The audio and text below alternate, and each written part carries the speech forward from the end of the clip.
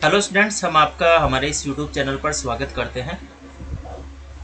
हमारा जो आज का मल्टीपल चॉइस क्वेश्चन का टॉपिक है वो है अंतर्जनित और बहिर्जात बल। ये जो है school lecturer, college lecturer, net GRF सभी के लिए काफ़ी महत्वपूर्ण है।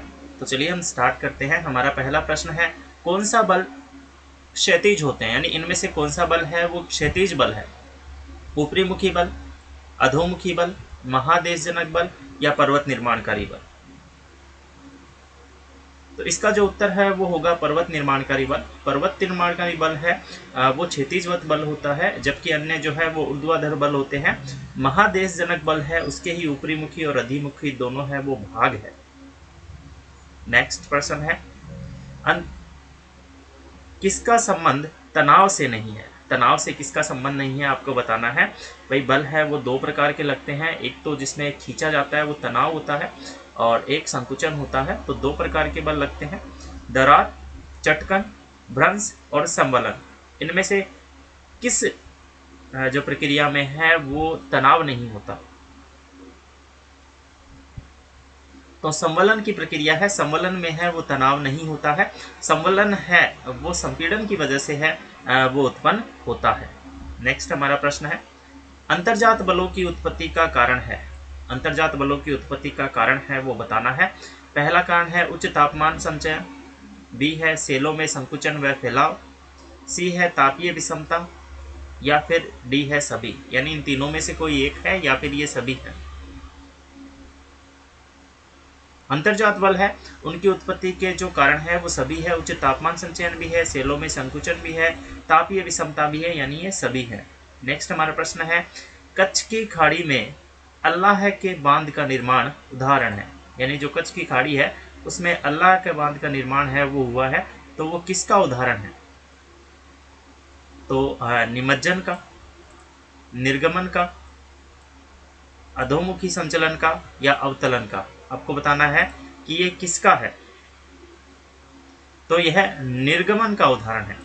इसका उदाहरण है, निर्गमन का उदाहरण है। निर्गमन जो होता है वो ऊपरी मुखी संचलन होता है, जबकि ये तीनों हैं वो अधोमुखी संचलन होते हैं। निमज्जन के अंदर भी धसाव होता है, अधोमुखी के अंदर भी धसाव होता है और अवतलन के अंदर भी धसाव होता है। जबकि इसमें बांध का निर्माण हुआ है, यानी धरातल है वो ऊपर उठा है, तो निर्गमन इसका सही उत्तर होगा। वलन में नति के साथ समकोण बनाने वाली रेखा कहलाती है। वलन के अंदर जो नति के साथ समकोण बनाने वाली रेखा है वो रेखा क्या कहलाती है? और वलन का अक्ष, अभिनति, नतिलंब, नतिलंब या फिर समनति, इनमें से आपको बताना है कि ये क्या कहलाती है। तो जो वलन के साथ नति का समकोण बनाती है तो वो नतिलंब बनाती है, तो इसका उत्तर होगा नतिलंब। जब वलन की दोनों भुजा एक ही दिशा में झुक जाती है तो वह कौन सा वलन होता है? जब वलन की दोनों भुजा एक ही दिशा में झुक जाती है तो वो कौन सा वलन होता है? तो आपको बताना है इनमें से वो एक वलन होता है, तो कौन सा वलन होता है? समनत, सममित, एकनत, परिवलन, यानी दोनों भुजाएं एक ही दिशा में झुक रही है, समान दिशा में नति कर रही है, तो वो होगा समनत, समनत बल होगा। जबकि सम्मित होता है वो बराबर होते हैं दोनों तरफ। एक नत होता है वो झुकाव है वो एक तरफ ही होता है, एक तरफ झुकाव नहीं होता है। परिवलन है उसमें जो है वो अलग प्रक्रिया होती है। तो समनत यानी दोनों भुजाएं एक ही दिशा में झुकी होती है। ऑस्ट्रेलिया की ग्रेट डिवाइडिंग रेंज, ऑस्ट्रेलिया की ग्रेट डिवाइडिंग रेंज जो है वो किस प्रकार के वलन का उदाहरण है? ऑस्ट्रेलिया की ग्रेट डिवाइडिंग रेंज है वो किस प्रकार के वलन का उदाहरण है? तो आपको इनमें बताना है कि ऑस्ट्रेलिया की ग्रेट डिवाइडिंग रेंज है वो समनत वलन का उदाहरण है, एकनत वलन का उदाहरण है, सममित वलन का उदाहरण है या फिर परिवलन का उदाहरण है। तो ऑस्ट्रेलिया की जो ग्रेट डिवाइडिंग रेंज है उसकी ये विशेषता है कि उसकी एक ही भुजा का झुकाव है, दूसरी भुजा है वो झुकी हुई नहीं है, वो समकोण बनाती है, इसलिए एक ही भुजा का नति है तो उसे हम एक नत वलन कहेंगे। नेक्स्ट हमारा प्रश्न है, जब वलन की भुजा धरातल के साथ समकोण बनाती है तो कौन सा वलन होता है? देखिए हम अभी जो है वो बात कर रहे थे कि भाई एक भुजा में कोई झुकाव नहीं होता, वो समकोण होती है। ग्रेड डिवाइडिंग रेंज की बात कर रहे थे, तो वही एक नत वलन होता है। जब इसमें एक भुजा समकोण होती है तो जो है वो एक नत वलन होता है। नेक्स्ट है, जब वलन की भुजा एक भुजा दूसरी भुजा पर उलट जाती है तो कौन सा वलन बनता है?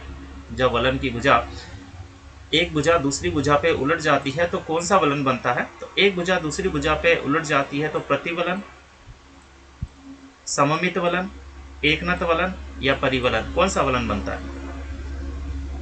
तो इसमें प्रतिवलन का निर्माण होता है, क्योंकि एक भुजा दूसरी भुजा पर पूरी तरह से क्या हो जाती है? उलट जाती है। तो प्रति यानी कि उलट जाती है तो उसे प्रतिवलन कहते हैं। तो इसका उत्तर होगा प्रतिवलन।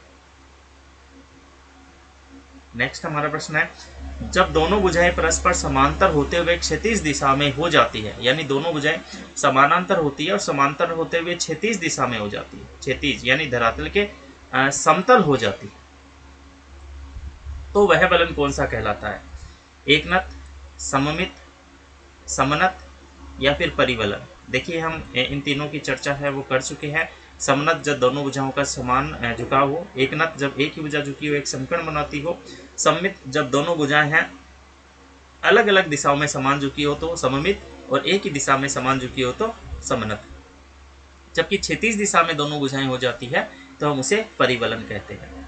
फ्रेंड्स, ये जो क्वेश्चन है वो ज्योग्राफी से संबंधित net, JRF, school lecturer, college lecturer सभी में काम आने वाले हैं। तो किसी भी लेवल की ज्योग्राफी को आपको नोट्स प्राप्त करना है तो आप हमारे ऐप जियो वाले सर से कर सकते हैं, जिसका लिंक है वो डिस्क्रिप्शन में है, वो दिया हुआ है, वहाँ से आप वो ये प्राप्त कर सकते हैं और ज़्यादा से ज़्यादा है वो आप इसका लाभ है वो उठा सकते हैं।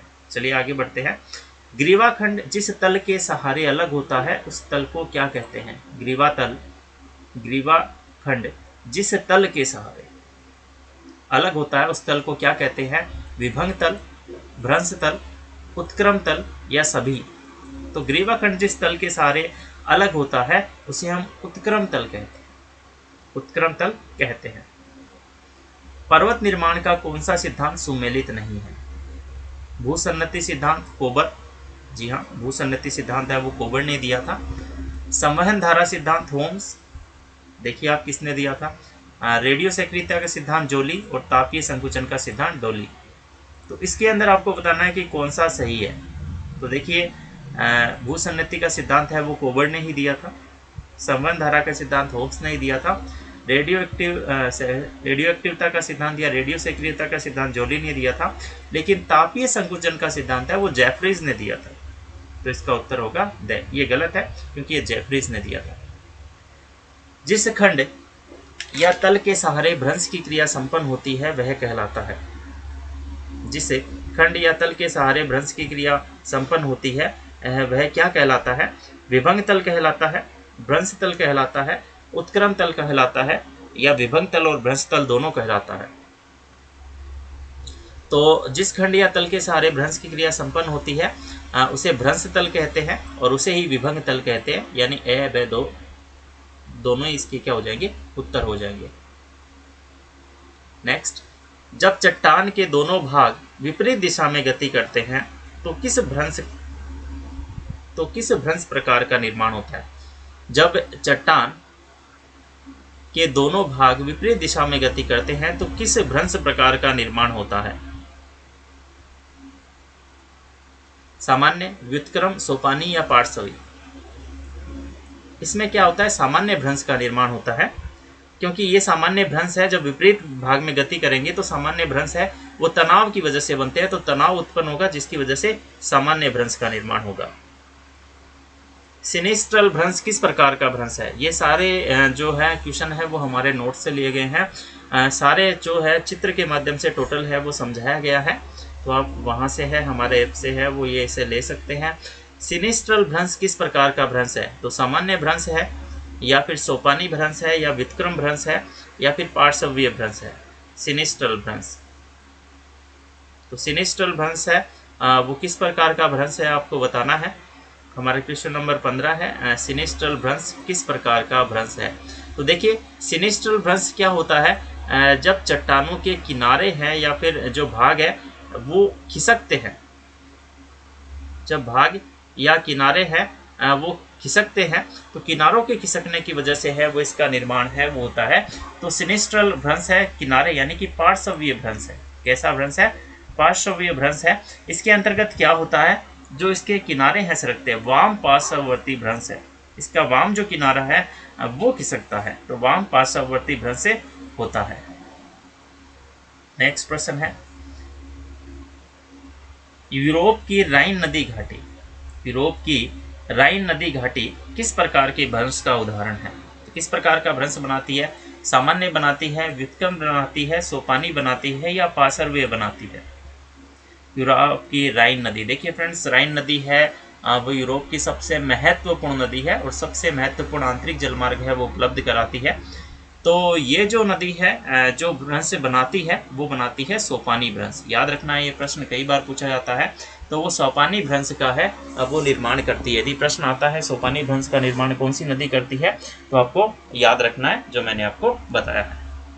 नेक्स्ट है, संसार की सबसे लंबी रिफ्ट घाटी किस नदी पर है? ब्रह्मपुत्र नदी पर, जॉर्डन नदी पर, राइन नदी पर या नर्मदा नदी पर? तो संसार की सबसे लंबी जो रिफ्ट घाटी है वो जॉर्डन नदी पर है। जॉर्डन नदी पर याद रखना है, 4800 किलोमीटर लंबी रिफ्ट घाटी है, जॉर्डन नदी पर है, जो स्टार्ट होती है लाल सागर से, और लाल सागर से लेकर जर्मेंजी नदी तक है वो लगभग 4800 किलोमीटर की ये घाटी है। तो ये चीज़ आपको ध्यान रखनी है, जॉर्डन नदी घाटी। नेक्स्ट हमारा है, गुरुत्व सर्वेक्षण पर आधारित दरार घाटी की संकल्पना किसने प्रस्तुत की? गुरुत्व सर्वेक्षण पर आधारित दरार घाटी की संकल्पना है वो किसने प्रस्तुत की थी?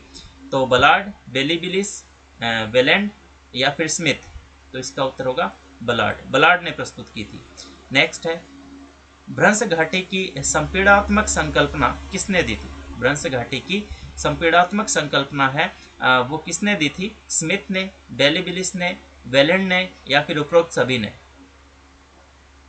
तो इन तीनों ने मिश्रित रूप से, स्मिथ, बेलीबिलिस और वेलेंड तीनों ने है वो भ्रंश घाटी की संकल्पना है वो दी थी।